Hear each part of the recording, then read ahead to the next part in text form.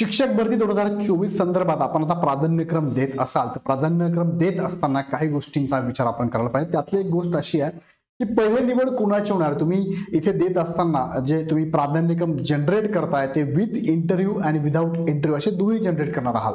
मग तिथे पहिले निवड कोणाची होणार आहे, म्हणजे विदाउट इंटरव्ह्यूची होणार आहे की विथ इंटरव्ह्यू होणार आहे, याबाबत मी तुम्हाला या व्हिडिओच्या माध्यमातून एक नोटिफिकेशन विथ प्रूफ दाखवतो आणि त्यातून समजून घेऊया। दुसरं, माझा विचार दोन्ही ठिकाणी कसा केला जाणार आहे, म्हणजे विदाउट इंटरव्ह्यू पण आणि विथ इंटरव्ह्यू दोन्ही ठिकाणी कसा होणार आहे, म्हणजे तिथे सिलेक्ट झालो तर इकडे पण होणार आहे का, तिकडे सिलेक्ट नाही झालो तिकडे पण होणार आहे का, याबद्दल पण थोडक्यात माहिती आपण घेऊया। बघा, जसं की 29 जुलै 2019 पोर्टलवरचं एक नोटिफिकेशन आहे, त्या नोटिफिकेशन मधला हे पॉइंट क्रमांक 17 आहे, खूप मोठा आहे त्यामुळे फक्त इथे नाव टाकलंय 17 नंबरचं। त्यांनी काय सांगितलं लक्षात घ्या, प्रथम मुलाखतीशिवाय म्हणजेच काय, प्रथम विदाउट इंटरव्ह्यू मुलाखतीशिवाय म्हणजेच कोणत्या संस्था आहे, स्थानिक स्वराज्य संस्था, झेडपी असेल, MNP असतील किंवा NP असतील, त्याचप्रमाणे काही शिक्षण खाजगी संस्था पण असू शकतात। मुलाखतीशिवाय निवडीचा पर्याय निवडलेल्या खाजगी संस्था त्या पण असू शकतात, बरोबर ह्या गोष्टी। त्यानंतर संस्थांसाठी निवड प्रक्रिया राबवली जाणार असून त्यात निवड झालेल्या उमेदवारांचा मुलाखतीद्वारे निवड करणाऱ्या खाजगी संस्थांच्या शाळांमधील पदभरतीसाठी विचार केला जाणार नाही। म्हणजे तुमचं फॉर एक्झाम्पल झेडपीला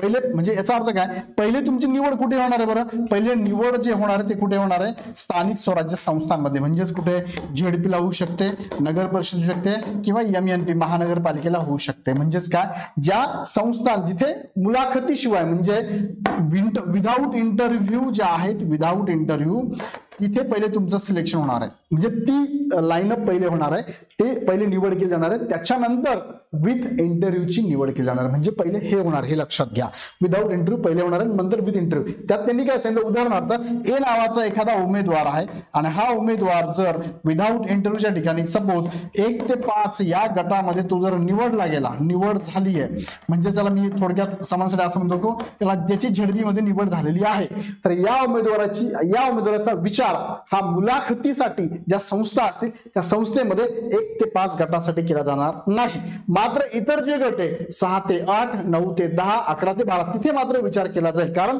त्याची निवड तिथे पहिले मुलाखतीशिवाय झालेली नाहीये, मग मुलाखतीसाठी याचा विचार केला जाणार आहे। लक्षात घ्या, या निवडलेल्या उमेदवारांना वगळून इतर उमेदवारांसाठी खाजगी संस्थेकडील पदभरतीचा प्रक्रिया राबवली जाणार आहे। या बाबींचा विचार करूनच उमेदवारांनी त्याचे प्राधान्यक्रम द्यावेत। आता मी तुम्हाला जसं म्हटलं की 1 ते 5 ला निवड झालीये, मग 1 ते 5 त्याची मुलाखत तर काय होणार नाहीये, पण मात्र पुढच्या जे टप्पे आहेत म्हणजे 6 ते 8, 9 ते 10 आणि 11 ते 12 तिथे होईल का, याच्याबद्दलचं अजून एक नोटिफिकेशन तुम्हाला दाखवतो, जे की 5 फेब्रुवारी 2023 चं आलेलं बघा, 5 फेब्रुवारी 2024 चं नोटिफिकेशन आहे। त्यामधला 28 नंबरचा पॉइंट आहे, त्यामधला पहिलं 3 ओळी नीट लक्षात घ्या। शासन निर्णय 7/2/2019 प्रमाणे उमेदवाराची स्थानिक स्वराज्य संस्थेच्या शाळेसाठी निवड झाल्यास त्या उमेदवाराचा खाजगी शैक्षणिक संस्थेमध्ये त्याच गटातील, काय म्हटलंय, त्याच गटातील नियुक्तीसाठी विचार केला जाणार नाही। म्हणजे आता मी तुम्हाला सांगितलं 1 ते 5 मध्ये जर तुमचा विचार केला गेला, 1 ते 5 मध्ये तुमची निवड झालीये कशात, स्थानिक स्वराज्य संस्थेमध्ये, तर त्याच गटासाठी तुमची मुलाखतीला विचार केला जाणार नाही। मात्र त्याच्या पलीकडे जे गट आहेत त्यांनी सांगितलं बघा, त्याच गटातील नियुक्तीसाठी विचार केला जाणार नाही, म्हणजे काय, पुढच्या गटासाठी विचार केला जाणार आहे। इथे पण त्यांनी तेच सांगितलेलं आहे की जर उमेदवार एकदा सिलेक्ट झाला एखाद्या मुलाखतीशिवाय, तर मुलाखतीमध्ये त्या गटासाठी विचार केला जाणार नाहीये। हा एक मुद्दा नीट लक्षात घ्या आणि हे समजून घेऊन तुम्हाला प्राधान्यक्रम द्यायचे। हा मुद्दा समजला असं मला कमेंट मध्ये कळवा, कारण छोटे छोटे मुद्दे पण हे मुद्दे तुमच्या लक्षात आणून देण्याचं काम आमची पूर्ण टीम करत आहे। तुमचेच प्रश्न आमच्याकडे येतात, त्या प्रश्नाच्या अगेन्स्ट हा व्हिडिओ बनत असतो। सो व्हिडिओ आवडला असेल तर लाईक पण करा, चॅनल सबस्क्राईब करून ठेवा आणि अजून काही शंका असतील तर कमेंट बॉक्समध्ये नक्की कळवा। तुर्तास थांबतो, धन्यवाद।